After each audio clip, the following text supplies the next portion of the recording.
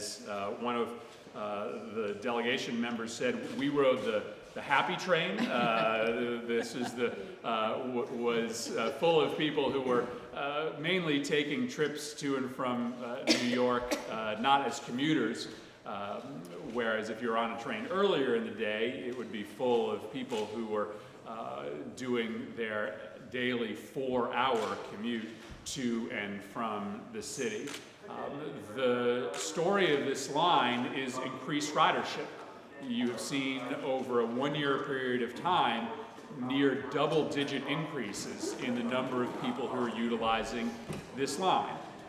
And the good news is that the state is finally starting to make some investments in this line. The signalization project has allowed for 6 additional trains to be added, and there will hopefully be more frequent service on the way. But the bottom line is that for the riders that we talked to today, it's not enough. And for the riders that we talked to today, they've been listening to promises about increased service on this line for as long as they've been taking it. And though they're starting to see the grassroots of some progress, they're still not convinced. Now, the federal transportation bill that Elizabeth and I supported at the end of 2015 will mean more money for transit here in Connecticut.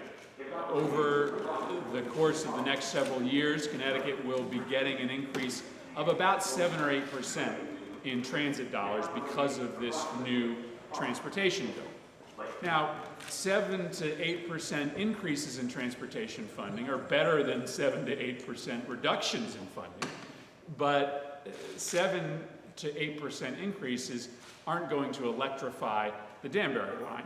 They're not going to pay for new cars to replace the aging infrastructure that we're dealing with today. Ultimately, in Washington, we've got to have the courage to come up with real new money for rail infrastructure in this country.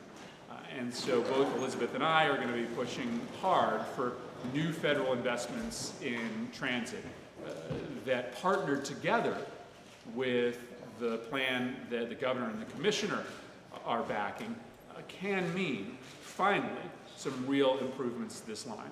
I appreciate the support at the federal level of this congressional delegation bringing forward stable and growing resources. And a governor and legislature have put forth a really bold proposal and jump-starting this line in particular over the next 5 years with pledges of state dollars along with our federal dollars to complete the rehabilitation of all of the fleet, new cars, new locomotives, bringing finally to fruition another rail yard to allow more service and to continue to invest in transit-oriented development. And that's just in the next 5 years.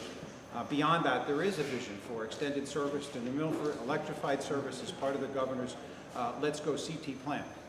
So it's an exciting time because there is a vision in Connecticut. There's a vision shared locally and within the state, and then certainly at the federal level. And there is no better place for transportation than in Connecticut. And I appreciate all the support of all the partners here. You know, it really is about time that we had a vision for transportation in the state of Connecticut. We're seeing all across this nation where the lack of investment is hindering the ability to move our economy forward. So when Governor Malloy put forward a 30-year vision for transportation, I thought it was important for the legislature to embrace that vision and to be able to say that we are going to move forward on key improvements, whether it's rail, whether it's bus, whether it's highways, and continue to make forward and push forward those key investments. There have been some improvements made on this line in recent years, but I will say something that hasn't been said yet, which is that in the full-blown transportation plan that we have for the state, which is a good thing, this line is not anywhere on the list for the first 5 years where we have authorized bonding, and it is not in any way set up as a priority for the subsequent years.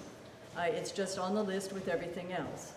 It is extremely important for everyone who lives in this corridor, both from the point of view of easy commuting, safe, reliable commuting, transportation in general, and for economic development as well as property values, that the developments that everyone expects in terms of electrification and eventually extension are considered and hopefully implemented.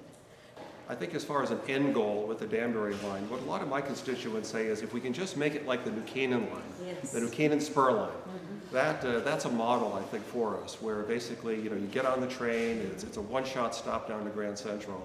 I think if we have that end point in mind for this line, I think we can make we can get a lot of ridership. And then just one last point, and this is, Senator Murphy said this about, if you build it, they will come. I actually have a quick story about that. I'm dating myself, but in the year 2000, I was on the Norwalk Common Council before I was a state representative, and at that time, we were voting on the parking garage right here, which was to be constructed, and there was a lot of skepticism, there was a lot of debate. Gee, it's going to cost a lot of money. Are people really going to come? Is it really going to work? Is it really going to happen? Well, we overcame that. It got built, and I think within a year, it was totally filled up. So, just to say that absolutely, the more we invest in our rail infrastructure, the more we'll attract people, and the better off we'll be.